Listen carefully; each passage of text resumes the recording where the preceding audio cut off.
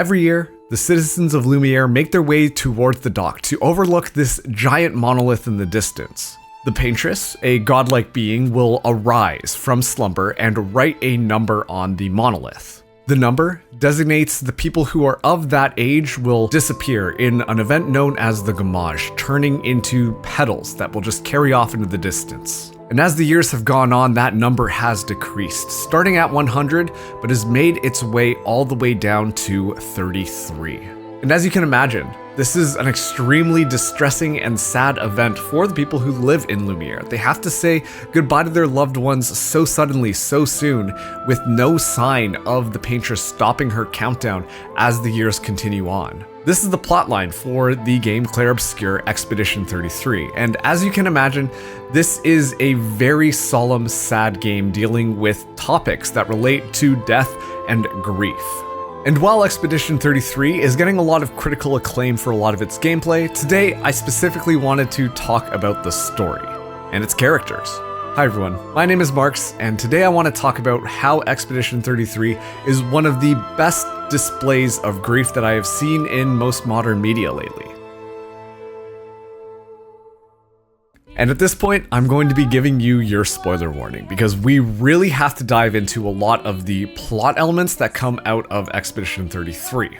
And seriously, if you have not played this game yet, I highly recommend you at least check it out. It is on Xbox Game Pass, but it is 100% worth your money to buy, as it seems like a real contender for potentially winning Game of the Year this year. The entire story, while originally focusing on the people who live in Lumiere, it actually zooms out, and the main focus of this entire plot of everything that is going on is actually rooted in the Descendre family. The family comprises of Aline and Renoir, the father and mother of the family, and their children, Verso, Clair, and Alicia.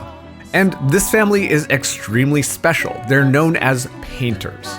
And this entire plotline of what's going on in Lumiere with the paintress actually exists inside of a portrait that was painted by their son Verso. Verso created this world, which explains all of those fun characters like Esquier and Minoko, and pretty much the entirety of the city of Lumiere, and all of its citizens as well. The thing about the painters is that they're able to enter into the painting at will, and as a result, they've got their power to create things that shouldn't necessarily exist, or they have the power of erasing things if they so choose. And ultimately, the largest twist in the game is, like I said, this is Verso's painting that does exist, but the real life Verso actually died in the real world as to some sort of fire that happened, which also burned Alicia, making it so that she lost an eye as well as the ability to talk. Alicia more or less blames herself for the death as she was in the fire and Verso had to go in order to save her and was not able to get out of it in the midst of all of it. And in her grief, Aline, the grieving mother, went into the painting in order to create a painted version of the family that held all of their memories and exist in this portrait, exist in this world of Lumiere. And the whole purpose of creating this family was grief, honestly. Aline was grieving the loss of Verso and wanted to believe that her family could still be the way that she remembered it. But staying within the painting has a price, as it drains your physical body, drains your life force out of your own system. And Renoir, the father who lost Verso, was not willing to lose his wife in the midst of this painting at all, and so he was the one who also went into the painting to try and pull Aline out of things. The way that he went about doing this was by destroying Verso's painting. Aline was grieving the death of her son and was unwilling to let go of his memory, and so tried to just exist and stay in this world where the painted version of Verso still existed and the painted version of her family was still around her. She did not lose anything in this painting. Renoir, understanding that this was not a healthy coping mechanism and she needed to come back to her family, otherwise he would lose his wife as well, decided that he would destroy the painting, write everything out of it, erase it all, gommage it all from existence, so that way his wife was forced to leave the painting and he could start to rebuild his family as he saw fit. And so to the citizens of Lumiere, it looked like the paintress was actually writing the number that was erasing everything going on, but actually she was preventing Renoir from erasing them from existence. Just her power was fading over time, and so she was only able to keep those alive for so long, every year her power weakening, signifying by the number decreasing every year and seeing all of the people gommage in front. And through this conflict going on between Aline and Renoir, Clair and Alicia were stuck in this outside world, stuck with their parents fighting inside of Verso's painting. Now Clair, feeling a little bit angry and upset, was determined to bring vengeance to Verso's death, find the people who had wronged him, wronged the family, and make them pay for what they had done.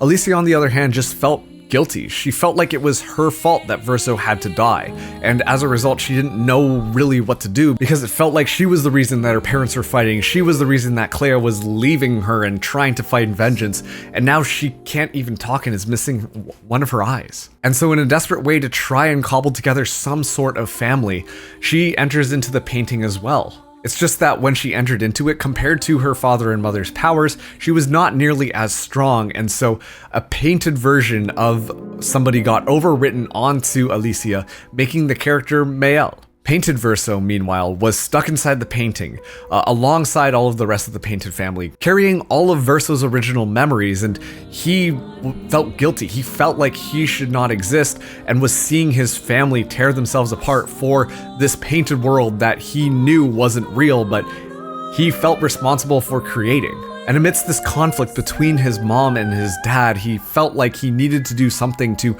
make them rekindle, because in his own death, that shouldn't mean that his family was going to fall apart. And his solution was to side with Renoir, the original Renoir. We need to kick the paintress out of this painting. We need to destroy Verso's painting in order for his family to reconcile in the end. And so we move towards the ending of Expedition 33, where this conflict between the paintress as well as Renoir are coming to a head. Now Mael, understanding that she is Alicia as well, and understands that she has that painted power, is going alongside all of the party members from Lumiere, the citizens who have been painted into existence, as alongside painted Verso, into trying to solve what they should do next about this painting. And it's so difficult to see some of these cutscenes because Renoir desperately wants to pull his family out of the painting. He doesn't want to lose his family in Verso's death, just undoing all of them. But the paintress is grieving so much and wants to hold on to that original last piece of Verso's soul that exists in this painting that he had made. And you honestly just feel bad for both of the sides because both Renoir as well as Aline have very valid arguments for feeling the way that they are over their son's death, and it's very difficult to really parse out which one is more correct compared to the other. And I think that this really manifests itself perfectly in the final ending of the game. After expelling both Aline and Renoir from the painting, you get to make a choice. Are you going to be siding with Mael or Alicia? Or do you choose to side with painted Verso? And I really can't help but to draw the parallels here between painted Verso siding very much with Renoir, basically being the younger version of his own father with the exact same wants and needs, and Alicia, almost embodying the paintress exactly how she wanted to keep this painting alive in the midst of all of this and still hold on to those memories while you still have them. And once again, it really doesn't feel like there is one solution that is the right solution here. Focusing in on Alicia's route, if you do decide to keep the painting intact, well, the consequences are dire. Essentially, this does mean the complete dissolution of the Descendre family because the paintress will re-enter back into it, and Alicia too will lose her life just living in this fictional world. Painted Verso as well is stuck alive, unable to die in this world, and has to hold on to the grief knowing that he was not able to stop his family from dissolving and stopping his sister and mother ultimately from dying, just holding on to this dream of Verso himself. But the argument's there. Both Mael as well as Aline are able to live happily. They're able to live alongside this family that was gone too soon, gone way too soon due to some sort of tragedy that happened, and everything is kind of okay. They're able to continue to live a happy life alongside the members of Lumiere who are very much characters of their own. They've got their own experiences with grief. They're human beings as well, even if they are just painted people. On the flip side though, if you side with Verso and kick everyone out of the painting, you essentially erase the entire painting. And this one doesn't feel good either because you do so understanding that every single character in Lumiere, including all of your party members, including Minoko, including Esquier, are going to be simply erased from existence. That life that was really holding Alicia, holding Mael, alive and with purpose is taken away from her. She's forced to now confront the ugly reality of this fractured family and her own inability to really do anything and feel helpless in the midst of all of it. But at least the Descendre family is able to reunite over it. We see in that ending that the Descendre family is able to reconnect and grieve Verso properly. They're forced to move on. It just comes at the expense of that happiness, of all of the lives in Lumiere, all of the purpose that previously existed that you yourself were championing on your own. And this is why I think that the game really does an excellent job of displaying grief, because there is no winners in grief. There's not going to be some sort of clear pathway of, this is the right decision to make. At this expense, this makes the most sense, because no matter which way you look at this, people are going to have different opinions on which was the better ending. And notice how I use the word better ending, not good ending, because both of these have major implications that still don't feel great overall. There is some sort of resolution, but it comes at the cost of something not being picture perfect.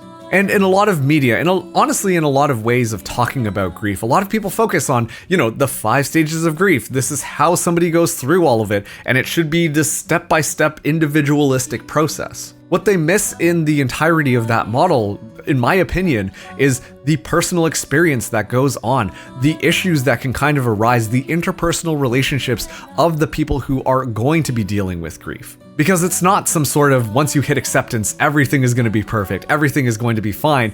You're always going to be grieving in a bit of a different way. It just manifests itself differently, and nobody is wrong or right about how they want to undergo their own grieving process. And I think that that is something that Expedition 33 really captures extremely well with these specific endings, and showcasing all of the different ways that the Descendre family were grieving their son's death. There really is no right answer in all of this.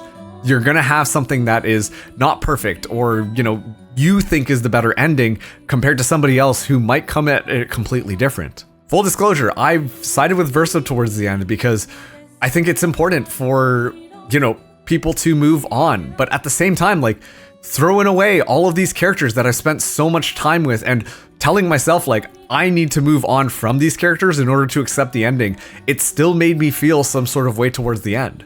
And just reading other people's perspectives on it, a lot of people also chose Mael's route, and there's that weird scene where it's in the black and white. You can see Painted Verso regretting and not really having a choice to cease his own existence and understand that his family's not going to be able to survive this endeavor just because of his own death, and just powerless to do anything. It still doesn't feel good. And I think it's one of those things that is really important. It's uncomfortable, but really important for more pieces of media really to showcase the struggle, showcase the humanity in all of it, because there's so much more power when we see these types of stories and understand our own individualistic differences. It's a very rare piece of media, and to be frank, I was not expecting to see it in a video game, because usually there is some sort of morality, ham-fisted, with the power of friendship, we can all come together and overcome death, and that never really is a realistic way of going about things. And so that's why I'm such a big fan of Expedition 33 and the swings that they took, specifically when talking about grief and death and all of these extremely complicated topics, viewing it through the lens of the Descendre family. But that wraps up my video here. Don't really enjoy having to do more of a little bit of a downer video, but I think that this is a really important topic to discuss and have an open dialogue about, because grief is always going to be a part of life. And at the end of the day, it helps us recognize the little things that exist in our current lives that we should be thankful for. You can't have things that are good if you don't understand the sad parts of it or the downturns in life. And that just about wraps up this video. So let me know what you think. We're going back into a little bit more of this thematic analysis. And honestly, I really could not fathom how much the ending of Expedition 33 resonated with me, and I'm curious to know whether or not some people it resonated to that same level for you. Especially when it comes to things about grief. If you've experienced grief in your life, then you understand. and you have a sense on what is right, but you also understand that what your sense on what is right might not be what is right for other people.